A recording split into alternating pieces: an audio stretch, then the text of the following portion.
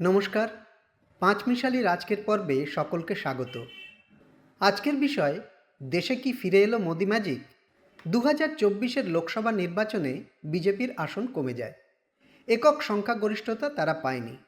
জোট শরিকদের ওপর নির্ভর করে তারা সরকার চালাচ্ছে। কংগ্রেস 99টি আসন পেয়ে দ্বিতীয় বৃহত্তম দল হয়। বিরোধী দলনেতার পদও পায়। ব্যাস, ওই পর্যন্তই। কংগ্রেস বা তথাকথিত ইন্ডিয়া জোটের সাফল্য বলতে ওইটুকুই। তারপর ধীরে ধীরে বিজেপি বা মোদি ফের নিজেদের হারানো জমি ফিরে পেয়েছে। আর কংগ্রেস তথা ইন্ডিয়া জোট একের পর এক ভোটে হেরেই চলেছে। স্বাভাবিকভাবেই তাই বিজেপি শিবির দাবি করছে মোদি ম্যাজিক দেশে ফিরে এসেছে। বিজেপির এই দাবির কোনো জবাব কিন্তু ইন্ডিয়া জোট দিতে পারছে না কারণ তাদের বলার মতো কোনো উত্তর নেই। কেন নেই জানেন? বলবো, তবে একটা অনুরোধ, ভিডিওটা শেষ পর্যন্ত দেখুন। 2024-এর এপ্রিল থেকে জুন পর্যন্ত 7 দফায় লোকসভা ভোট হয়। সেই ভোটে বিজেপিকে ধাক্কা দিতে সফল হয় ইন্ডিয়া জোট। তারপর কিন্তু দেশের 3 রাজ্যে বিধানসভা নির্বাচন হয়ে গেছে। 3 রাজ্যেই বিজেপি জিতেছে আর কংগ্রেস তথা ইন্ডিয়া জোটের ভরাডুবি হয়েছে। যে মহারাষ্ট্রে লোকসভা ভোটে 48টা আসনের মধ্যে মহাবিকাশ আঘাড়ি অর্থাৎ কংগ্রেস, শিবসেনা এবং এনসিপি জোট 30টি আসন পায়, তার মাস ছয়েকের মধ্যে সেই রাজ্যে বিধানসভা ভোটে এই মহাবিকাশ আঘাড়ি একেবারে ধুয়ে মুছে সাফ হয়ে যায়। রাজ্যের 288টি আসনে তারা পায় মাত্র 47টি আসন। অবস্থা এতটাই খারাপ হয় যে বিরোধী দলনেতার পদ পেতে গেলে যে কটি আসন দরকার তাও কেউ পায়নি। গত 6 দশকে মহারাষ্ট্র বিধানসভায় এমন ঘটনা ঘটেনি।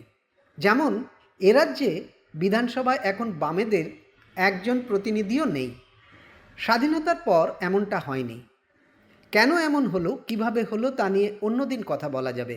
আজ শুধু লোকসভা ভোটের পরের অবস্থা নিয়ে আলোচনা করা যাক। মহারাষ্ট্রের পর আসা যাক হরিয়ানায়। 90 আসনের হরিয়ানা বিধানসভায় এবার কংগ্রেসের জয় নিশ্চিত বলেই অভিমত ছিল রাজনৈতিক বিশ্লেষকদের। ভোট পণ্ডিতরা, এমনকি বুথ ফেরত সমীক্ষাতেও তাই বলা হয়েছিল। ফল বেরোতেই সব উল্টে যায়। বিজেপি ড্যাং ড্যাং করে জিতে যায়। তারা 48টি আসনে জেতে আর কংগ্রেস পায় 37টি আসন। এর পরের রাজ্য দিল্লি। 27 বছর ধরে যে দিল্লি জিততে পারেনি বিজেপি, এবার সেই খরাও তারা কাটিয়ে ফেলে। বিজেপি এই জয়ের কৃতিত্ব নরেন্দ্র মোদীকেই দিচ্ছে, দেবেও। তাই বিজেপি শিবিরের দাবি, দেশে ফের শুরু হয়েছে মোদি লহর। সেই লহর দেশের আগামী বিধানসভা নির্বাচনগুলোতেও দেখা যাবে বলেই তাদের দাবি। বিজেপি শিবিরের এই দাবির জবাবে কংগ্রেস বা ইন্ডিয়া জোট কোনো সদুত্তর দিতে পারছে না। বিজেপি শিবিরের দাবি শুধু দেশেই নয়, মোদি ম্যাজিক দেখতে পাচ্ছে গোটা দুনিয়া। মুখের কথা নয়, এই দাবির সপক্ষে তারা কিছু প্রমাণ তুলে ধরছে। অতি বড় মোদি বিরোধীও তা কিন্তু অস্বীকার করতে পারবে না। বিজেপি শিবিরের দাবি, দেশের কথা ছেড়ে দিন, একটু অন্য কয়েকটা দেশের দিকে তাকান, তাহলেই বুঝতে পারবেন মোদি ম্যাজিক কাকে বলে। তারা কেন একথা বলছে?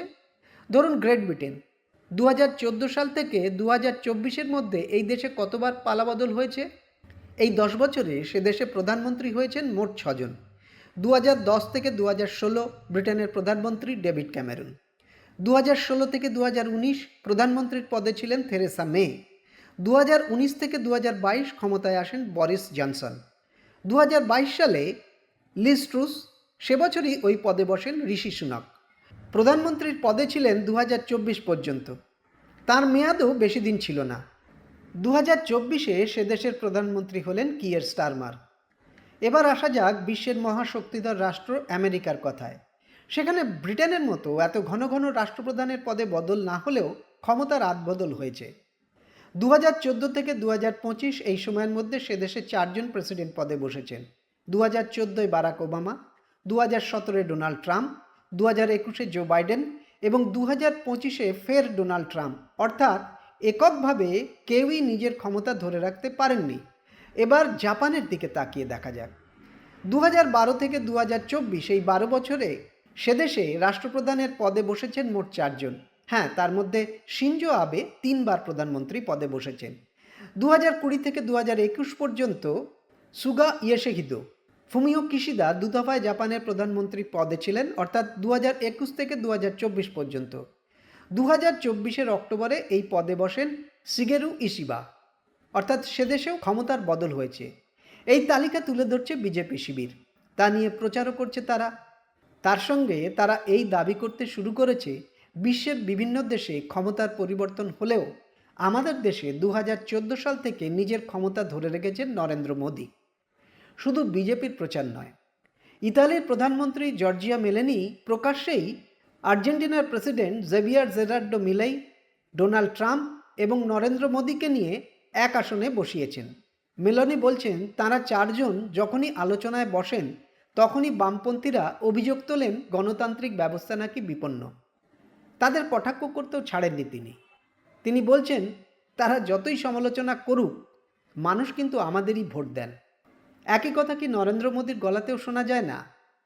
এই পরিস্থিতিতে মোদী সমর্থকরা যদি দাবি করেন দেশে ফিরেছে মোদী ম্যাজিক, তার জবাব দেওয়ার দায় কিন্তু বিরোধীদেরই নিতে হবে। আজ এই পর্যন্ত। ভালো লাগলে সাবস্ক্রাইব করবেন, লাইক শেয়ার কমেন্ট করবেন, বেল আইকন অবশ্যই প্রেস করবেন। নমস্কার।